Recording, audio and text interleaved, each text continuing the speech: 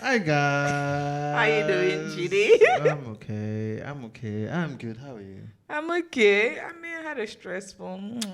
I mean, few I days. can see it. I You can see it. can. Yeah. Same But with money. I like how despite the fact that you have like a stressful week, as soon as you come on the podcast, your face just brightens up Oh, everywhere. Chydee, it's all It's because of you. amazing. Oh, And it's all because of well, you. God Send me has money. done it. We are the hosts of this amazing podcast, I Too Sabi. You can call me SwitOpe. And you can call me Chidi or Chydee, whichever you want. All right. Don't forget, guys, if you'd like to ask us questions, check the episode notes as well as our social media pages for a form that you can fill out with your questions, and we'll definitely answer them. And in case you forget, the handle is at I Too Sabi Podcast, Twitter, Instagram, and search for I Too Sabi Podcast on YouTube. All right. Today, we're not alone. You know, I like it when we have guests. Always do. I mean, we Too Sabi. It's Yeah, obvious. yeah, We try, yeah. but there's always somebody who knows better than we do. Somebody Wisdom. who's like professional, you know. Wisdom. And today we have an amazing person in the house. All right. We have the one and only Aanu Jide-Ojo. Woo! Drum producer, please, we need Sheker. They call it Sheker, right? Yeah. That's, Or Bell. Bell is We look loud, like and we're everything, in the but that market. Sheker is Yeah, yeah. We need it. Hey, Aanu. Hello. Nice to have you here. Happy to be here. All right, please introduce yourself properly so we can know better. Hi everyone, my name is Aanu Jide-Ojo, and I'm a licensed clinical psychologist based in Lagos, Nigeria. And I'm a psychotherapist with a private practice called UsTherapy. And we provide psychotherapy, mental health education, and all that fun stuff about mental health to everyone interested. So, yeah. Awesome. Amazing. All right, going straight into it now. Let's read out the question for today. My people, una well done. Oh. I have been struggling with my mental health for the past couple of months. At first, I thought I was just burnt out. I work at an advertising agency and things can get really hard at work. So I was just telling myself it's just work wala. My colleague convinced me to see a therapist, and after stronging my face for a while, I agreed. I discovered I have depression and anxiety. Let me not lie, it took a while for me to accept this. And as a Nigerian man, it just felt weird. How will I be depressed? I know better now. But the way I responded to the diagnosis, sweet Diagnosis. the diagnosis shows that many of us don't know much about mental illness. Can you guys do an episode about mental health so that more people are educated? We need to destigmatize mental illness. Not every time hard guy. Sometimes take care of your mental health. So basically, this is not really like a question. Yeah, We just it's need like- to. Let's talk about mental Yeah. health. Something that a lot of people, I feel like a lot of people deal with, but Yeah. they've not actually explored that part of themselves. They've not opened themselves up to be, checked and everything. Yeah, I think. Yeah. And I feel like because of the way maybe in this part of the world, a lot of people now use it sometimes as a cover up, like my mental health. You are disturbing my mental health, or along that line, and then it just makes it look like it's Trivial, it just makes it look like it's not a serious, but it's actually a serious Yeah, thing. it is very. Especially in this part of the world. I keep emphasizing that. Maybe in this Lagos, to be honest. All of us are mad. I'm Okay. sorry. So let's start with our psychologist, our clinical psychologist, to just break down what your thoughts are on this question. First of all, I'm glad that he was able to have community that was there for him and also recommended a therapist, because a lot of people, they try to deal with their issues in isolation, and isolation tends to compound the situation. Because when someone is depressed, they're experiencing feelings of helplessness, hopelessness, worthlessness, lack of motivation, or loss of interest in things that they found pleasurable, reduced sleep or excessive sleep, and so on. So dealing with that alone can be quite challenging. So I'm glad that he found a therapist. And yes, getting a depression and anxiety diagnosis can be quite tricky to deal with, but it's also very empowering to know what you're experiencing. You're able to name your experiences and from there walk through what can help, as opposed to shrugging it off to being tired or to just being burnt out. It's like you're getting a cure to something that you don't know the name of yet. So yes, and to what you said, that everybody keeps saying mental health, mental health. I don't think it trivializes it. I think it normalizes it, because mental health, a lot of people experience some form of distress in one way or another. So they may not be able to zoom it into something specific or name a diagnosis or even talk about the severity of the situation, but everything boils down to your mental health, including your physical health. Your ability to work from home or commute to the office impacts your mental health, your ability to eat, your relationship with your parents, your relationship with your environment, all of that impacts your mental health. So I would rather people normalize it than even maybe trivialize it and not talk about it at all. Interesting perspective. Very interesting. All right, so there's a lot of information about physical health and illnesses, but when it comes to mental health, we hear Zilch. almost nothing. Because if someone has malaria, or for instance typhoid or something, what else? Okay, malaria is the most common. Flu, fever. You can take time off work and be like, man, see, they admitted me, I have malaria. But for mental illness, they'll be like, what is this I'm talking about? Please, just find your way to the office. Please, please. Why is that? Why is that so? I think to an extent, there's a stigma attached to mental health, for one, where in spaces that mental health and mental illnesses are being talked about, there's still the fear attached to it that, what does it mean about me when I'm depressed? Does that mean that I'm not strong enough? They would rather call it another name. Oh, I'm just tired, it's just an off day, than actually say like, oh, I'm actually experiencing a distressing situation and I need time off. And two, we don't connect our mental health to our physical health enough, and we should do that, because why do you think that's so? Why do you think people don't connect? People don't, because they're not aware. I think people think that because mental health for the most part is invisible, it doesn't impact your mental health. You can be depressed and they still expect you to not be tired or be anxious and still be functional. So they'll rather praise someone that has high functioning anxiety than someone that has low functioning anxiety. And even with movies with representation of things like autism, they would rather see the genius and all of that than see people that are actually struggling, because it's very difficult to come to terms with the distressing part of mental health and the actual illness in mental health than actually acknowledge that this can be tricky, this is uncomfortable, this is an uncomfortable conversation for everybody to have. So yes, there's a lot of minimizing happening there, and we're just not educated enough. And for those that are educated, we still have to deal with the stigma, and then there's just a lot of work to do. Okay. So I think it's almost everyone in this part of the world can somehow relate, or would say, oh, at one point in their lives they've struggled with their mental health. I remember when my mom died. Honestly, I would just say I was floating, and I didn't realize that I was not okay, because I was just floating for like 2-3 years. I was constantly just thinking, constantly upset at everything, constantly tired. And at that time, I had just gotten into uni. So like I would never go home. I was always in the hostel. When the hostel gets empty, I'm still in school. Just because I knew that there was a void at home. I knew that my family was not, for lack of it, I was the normal family that I grew up knowing. Mother, father, children. Now it's just father, children. And I'm like, there's nothing that can fill that void. So I was just constantly tired and and I didn't know how to get over it. Nothing could even bring me out of it. Nothing. Maybe if I'd seen a therapist, but at that time, who did I want to tell that, please, I want to see a therapist, and they would think, are you okay? Hope nothing's wrong with you. Please, take heart. She has gone to be with the Lord. Take heart. God has called her home. There was nobody I could tell at that time that, this is how I'm feeling. Like, I couldn't even really talk to my siblings that much.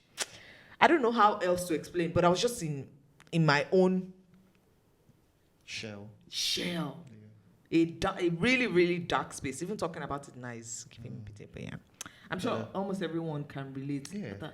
Yeah. So how did you, can you relate, Chidi? I mean, How did you get out of there, it? there are so many instances where I felt something in my head, something just not right with how I feel and everything. And you can't exactly put a finger on it. There are so many instances. I mean, I've been working for like 8 years now, and I know there are certain periods where I'm just very irritable. I can't pinpoint anything, and I have to make a conscious effort not to lash out at people, because as somebody who has gotten to the manager level and everything, you have people who look up to you, and if you lash out at them, it might actually hurt them as well and everything. So there's so many manifestations of it, but one of the earliest I can think that made me realize that maybe there's something actually wrong is when I finally got into university. Now I wrote JAM 4 times. I was one of the brightest kids in class. I don't say this. I don't say this to brag, but I was actually really, really smart. Like I used to be so smart that. Why are you using past tense? Let me finish. You'll understand where I'm going to. I used to be so smart that the second kid in class, would be like miles behind. Like I was really that good. And then when a few things happened. A few things happened along the way. I didn't go to school for a bit, so I lost some of that, that momentum and everything. And then when it was time to write JAMB, I flunked the first one. No way. Imagine the kid who everybody felt like this one is going to win scholarships and everything. He flunked JAMB. I eventually had to write JAMB 4 times before I got into university. So when I got into university, I wasn't that kid who was like the smartest anymore. I was like that kid who was below average. Wow. And that kind of so I used to be somebody who did not have to want to go and make friends, because people want to be around the smart guy. I was so into my shell that I barely made friends. Because I can count how many people who are still my friends. My closest friend was my classmate, and the reason why he doesn't even understand how it is that I love him that much. It is because he basically brought me out. I've mentioned him in previous episodes and everything. So he basically brought me out. His friends became my friends. Right? So his own community became my own community in school. And without him there, I would have just been like this lone.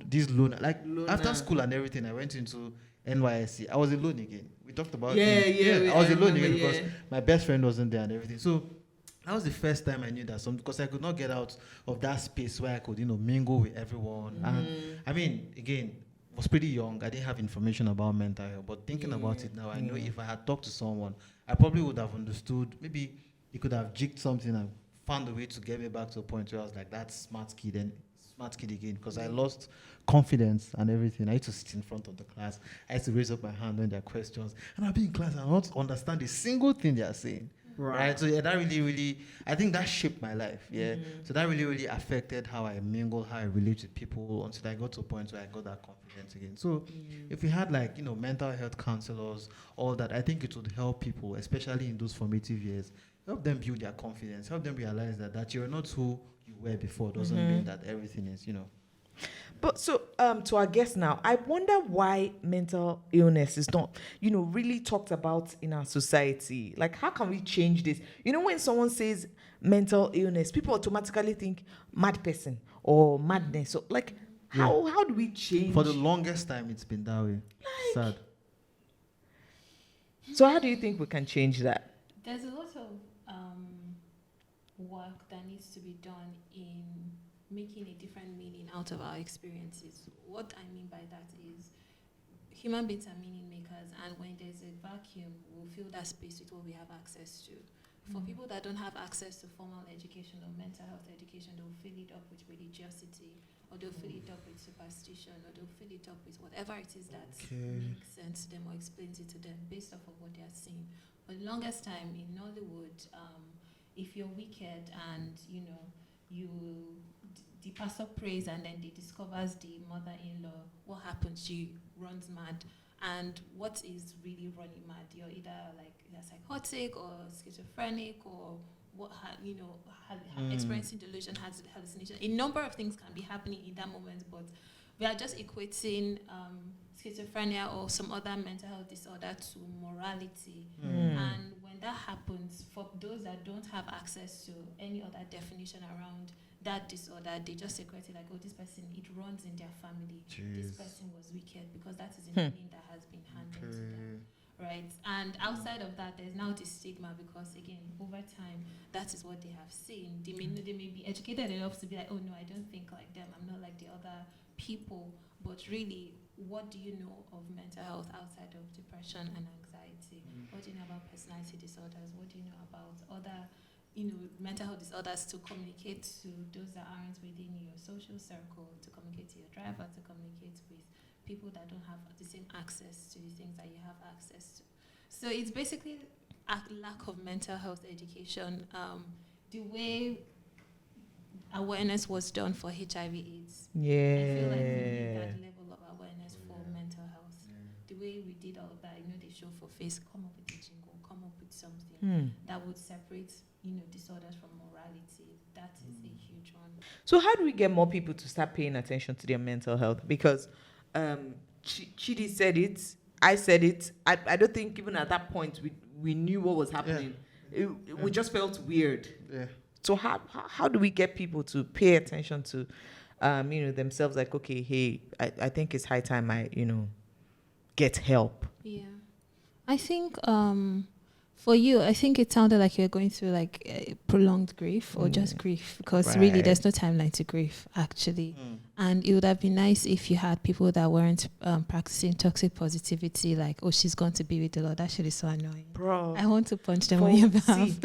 If I see one uncle today, but sometimes it's about what they know. There's a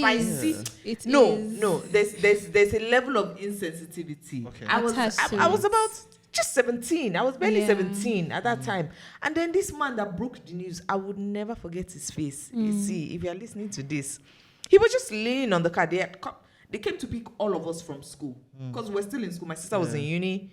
I think I was doing jam lesson at that time. My two younger ones, they were still in secondary and primary school, and they packed all of us, took us to Unilag Sports Center or something, an open field, and then my dad was just there with his glue, like he was just looking lost. And then this uncle that nobody sent message just said, so your mom has been sick for a couple of days. He had a toothpick in his mouth. I will never forget. Your mom has been sick for a couple of days. So on Tuesday, she died. Like, how can you? I don't even know how else he could have broken the news, but it was just too harsh. Or maybe it was the reality that was harsh for me. But at that point, I'm like, well, that sounded harsh, though. Come on. Put a little bit of emotion. You're talking to people that are 17, 12. The last one was like 9. And I don't think they should have broken it with all of you together. I mean, that's what I think. I'm not a pro.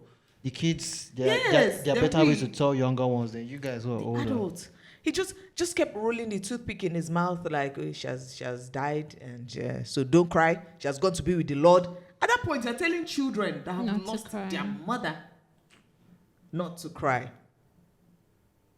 Man, yeah. I'm sorry. Yeah, that's fine. So on a systemic level, there's definitely the role of like governments and bodies to play a role in mental health education, because everything feeds into mental health. The hospital system, for one, when doctors are overwhelmed, when nurses are overwhelmed, when they're underpaid and all of that, it's very difficult to show up when you're hungry with a lot of empathy, because it's missing. There are a lot of things happening in your personal life that would influence your day-to-day work. Same with teachers, same with sanitation workers, all of that, right? In a system where food, clothes, shelter is not accessible, mental health feels like a luxury, because it's just like, how can you tell me to be kind, to be soft, to be vulnerable, to show support, and to be in community with another person when I can't even sit with my children and tell them that, hey, this is what is for dinner. There's a lot that needs to be done on a systemic level, first of all, that would create an environment for mental health access and education to happen. There are times when I used to work in an NGO, the access to therapy sessions was free, and that was great. Wow. But the environment that they lived in, it just made the situation feel so helpless, because they're coming and they're saying, oh, I'm experiencing depressive episodes. Yes, we can go over those things, but is your environment safe enough for you to do it? Yeah. Do you feel safe? Can you go on a walk? Can you get medication? Can you go to school? All the things that are contributing to your depression, if those things haven't changed, it's very hard for that progress to happen compared to someone that is also in therapy and has access to food, clothes, shelter, self-actualization, tools, supportive parents. You know, if they're sick, they know that they have this support, right? So even sometimes the chance to say go to therapy, it's not enough when they live in a system that will go against all the work that they've done. Yeah. So from a systemic level, there's that work, and I also feel like it's nice to have the ear of influencers in the sense of pastors, imams, traditional leaders, and so on. Lately, I've seen a lot of churches try to bring psychologists, therapists, and so on. I've seen, yeah. Oh, wow. And I'm so glad because what they've been doing before now, not cute. I'm sorry. No. Prayer and fasting. Right? And yes, and like spiritual bypassing, using spirituality and emotions to bypass grief, because sometimes you just need to feel that anger. You need to sit with it. You need to acknowledge that an end has happened. If you're heartbroken, be heartbroken. If you're grieving, grief. Like, let it go. Not even let it go. Like, sit with it and sit in compassion.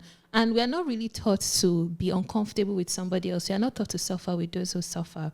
We are taught to make them rejoice with us, because it's just hard for someone to tell you that, oh, I did this and this and this, and then you're just like, how can we problem solve this? But sometimes what you need is, I'm here for you. I'm just going to sit and process this. What do you need? Right? So having the ear of influential figures, especially those that are in our parents' age brackets and all, it will help to reach them. And it would be nice to also have a mental health curriculum. The same way we have health education, PHE, moral instruction. Why was that still in school? Right?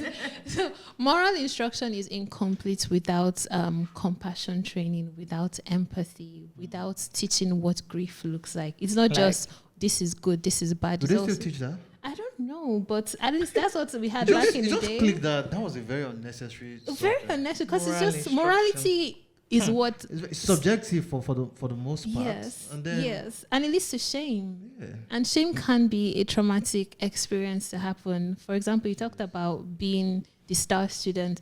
I'll be less inclined to make you the star student and more excited about separating your identity from being a star student, like you are Chydee, whether or not you're at the top of the class or not. Yeah. And that is like what mental health education should look like, as opposed to, if you're a good boy, if you're a bad person. Yeah. Those stories, they don't really help. So I would rather we have mental health education and toss out moral instruction, because that doesn't. Okay. You know what I hear from everything you've said? Yeah. The problem's plenty. Yes. The problems are very plenty. And again, it's sometimes I'm beginning to sound like a broken record, because I consider everything that we go through in this country as a consequence of bad leadership. As a consequence of bad leadership over time. And it's not just one administration, it's bad leadership over time. Because if we had people who think and think very, very well, you can influence a generation of people who think differently by the kind of leadership you provide, right? Now, in order to get to a point where people take their mental health seriously, there's a lot of effort that has to be taken by the government. An individual cannot do it. NGOs cannot do it on their own. You're talking about systemic changes. You're talking about building facilities apart from infrastructure. You're talking about systemic changes, like I mentioned. You're talking about including mental health in our curriculum, for example. There's so many things that the government has to do. So at the end of the day, leadership is very, very, very, very, very, very important in everything that we do. And I hope that we get leadership right. I hope. I really hope. All right. So quickly, what are the signs that we should look out for? I need this one. To know if you are struggling with, your mental health, Chydee, please. I need it. Because, bruh. What are the signs to look out for? I think generally what I mentions people are the 4 Ds. Okay. So danger, distress, dysfunction, and deviation. Danger, distress, the 4 Ds. Yes. Dysfunction, deviation. Yeah. So best in Sabi. I love it. Yes. So danger is it could be something as small as you being distracted while you're cooking and you're distracted because you just got bad news and you're cooking and then you touch a hot spot. Oh, wow. You're endangering yourself because like something is happening and it's affecting you. Yeah. There's an adverse effect happening to you. It could also be that you're working in a toxic work environment and you're about to drive and your boss calls you and he starts badgering you on the phone, and you're driving, and before you know it, you don't even know when you lose like grip on the steering wheel, and then you catch yourself. That is also danger. So it could just be a tell that this may not necessarily be a symptom of the situation, but there's something happening here that you need to pay attention to. So danger to yourself, danger to people around you. In extreme situations, it could also be suicidal ideation, or just like considering it in the first place, or self-harm when you're harming yourself, whether emotionally or physically. That is also something to pay attention to in terms of danger, right? Or when you're threatening another person as well, it means that you're endangering another person, or that person is endangering you. So it's not just like you to yourself, it can also be like another person to you. Typically, they are like cool and chill, but when they are angry, they throw things, they take glass and they throw to the wall, or you step on something broken. That is a dangerous situation, right? And then 2 is distress. Distress can be anything incredibly uncomfortable, annoying, overwhelming. You just know that you're tired and you're done. I think distress is what a lot of people pay attention to when they know that they're experiencing some sort of mental health illness or mental illness or any sort of challenge, when you're burnt out, right? Or when you just finish a meeting and your boss gave you feedback and you're just crying nonstop, or you're grieving and then you just know that your heart just feels heavy, or you're about to do a presentation and your heart is pounding, your palm is sweating, your mind is racing, stuff like that. Or you can't sleep because someone texted you that we need to talk, and that person can just be like, yes, we do, and then they'll go to bed. But I'll block you before daybreak. You wake up. I will block you before daybreak. If you live in a place I can drive to, I'm sorry. So that's distress. Distress can just be like, you can't sleep because you're just like, do they want to break up with me? Do we need to talk about this? What is happening? And then you're tossing and turning and tossing and turning. That is distress, or anything like that, right? And then there's dysfunction. Naturally, human beings are adaptive people. You wake up, you take a bath, you brush your teeth, you work out if you're the type of work, you eat breakfast, and then you go to work, and then you function at work, you come back home. You just sort of have a way of contributing to your community, to yourself, to your family, and so on. But if that routine is disrupted, you find it hard to get out of bed, you find it hard to brush your teeth, you find it difficult to clean your environment, you're distracted at the office, you're underperforming, you're not as functional as you were before, or you're not as functional as you're expected to be, you're not as functional as the people around you, right? Because the things that you need to do to be adaptive, take your medication and so on. When you lose your motivation to be alive, to be present in yourself, you wouldn't want to take your medication, and that is maladaptive. You wouldn't want to take a bath. You wouldn't want to do all of the things that would make you alive, right? And then there's now deviation from the norm. Deviation from the norm is always like number 4, because you can deviate from the norm and not be ill. I have 2 nose rings. He has 1. She has 0. But so in some way we are all deviating from the norm, but it doesn't mean that we have mental illnesses. But if you okay, but if in a situation, right, where you all earn, say, 1 million naira a month, and then typically people around you can save a certain percentage, but the moment you get your money, you blow it. That is a sort of deviation. And that's something to pay attention to. It can also be that when people are quiet and they are sat in the place, you're just agitated and you're just some type of way. Yeah, there's something very different. exactly. There's something very different about how you're presenting compared to other people, especially in this example now. It can also be with children, where in a class they are playing with each other, they are listening, they are mingling and all, but someone is sat separately and is just like doing some ritualistic behavior over and over and over again. You can just be like, oh, what is going on here? And just like approach that child with curiosity to find out what is happening there. Or if a child is watching cartoon and rather than being excited about what they're seeing, like other kids are doing, they're crying excessively and so on. Or say if you, an older person when they're around other people, rather than being excited about them, they're just staring into space and they're just quiet and withdrawn. If things like that, things that they used to enjoy doing, like harvest, Thanksgiving in churches, it used to excite them before, but like other parents are like dancing and all, but this old woman is sitting in the corner and she's just staring into space. She's deviating from the norm and there's something to pay attention to there. So those are signs that you can look out for to see, like, okay, let's work with evidence. Okay. Yeah. All right. So if they are being honest and they are being truthful, what are things that, we can do to support family or friends that are struggling mentally? I think first, listen to them. Practice like reflective listening without leaning into toxic positivity or even problem solving. People overestimate what they can do for their friends and underestimate like the role of just sitting with them and just witnessing what they need. And two, simplify their life, right? If someone is experiencing, say, grief or chronic depression or something, if they're struggling with eating or preparing food or cleaning their house or something, ask them, is it something that you're open to me doing for your outsourcing, so that you get their buy-in and then do it. There's a lot that can do to improve their health, because they're not sitting in the awareness that they are struggling with cleaning their house, or they're not sitting with the hunger. And a lot of times when you eat, you're giving yourself energy to participate in the things that you enjoy doing. So that, and then you can also like go on walks with them. Just come in. There's this, I don't know if you've seen The Best Man, the one that came out last year, and this guy was going through a divorce and he just couldn't do anything. I think every Thursday they had poker night, and they just came every Thursday. They would sit, they would play poker. The guy would be like, why are you here? But they would just ignore him and they would come, sit, play poker. And one day he stood up and he joined them. So that's his. I need to watch it. Yeah. Let me make a note.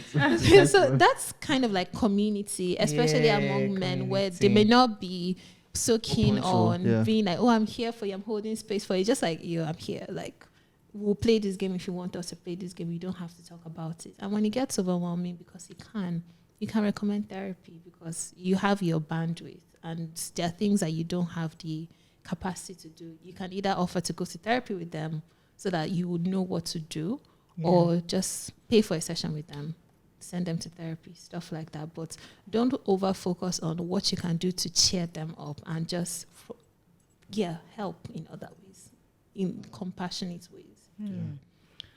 Oh wow. This is very eye-opening. This is very, very insightful. Whenever somebody tells me they've lost someone, I never know what to say. Because when I lost my sister, I didn't want anybody to tell me things will be okay. I didn't want things to be okay, man. This baby's dead. I don't want things to be. Life should not go on as normal. So there are certain things I didn't want to hear, and I appreciate people who are just like, you know what? If you want to ever talk, I'm here. I'm just going to sit down here with you and just going to be here, so you know there's somebody in this physical space with you and everything. They really helped, because even though I do not talk, I would not talk about how hot, how pained I was. Just knowing that somebody was available for me to rant or scream or something was just really good. Oh wow! Thank you so much, Aanu. It's been She's a very, brilliant. Jesus very Christ. enlightening episode. I learned a lot. Jeez. Did you? People should pay for this episode. Producer, they should pay for this episode. Put a paywall. Paywall. All right, Aanu. If we want to follow you on social media, what are your handles? UsTherapy, UsTherapy. UsTherapy on Instagram, TikTok, and on Twitter by UsTherapy. Or you can check my website, UsTherapy.org. All right. Thank you guys so much for listening to today's episode of the podcast. Please follow us on Twitter and Instagram at I2Sabi Podcast. Make sure you subscribe on all the podcast streaming platforms that you listen to podcasts on, from Apple to Spotify to Google, anyone at all. Hit that subscribe button. All right. You can also follow us on YouTube. Subscribe, rather. On YouTube, it is at I2Sabi Podcast. I put the at again, but you know what I mean.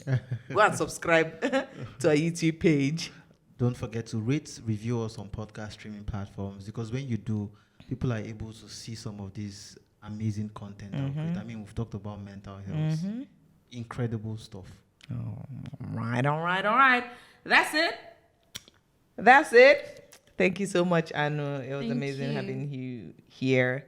Thank you, Chydee. You Thank seem you. quiet. Are you still I'm thinking about my mental health. I'm thinking about it. All right, guys. We'll catch you on the next episode of It Sabi. Stay safe. Take care of your health. Please. Mental, physical, all of them. Mwah.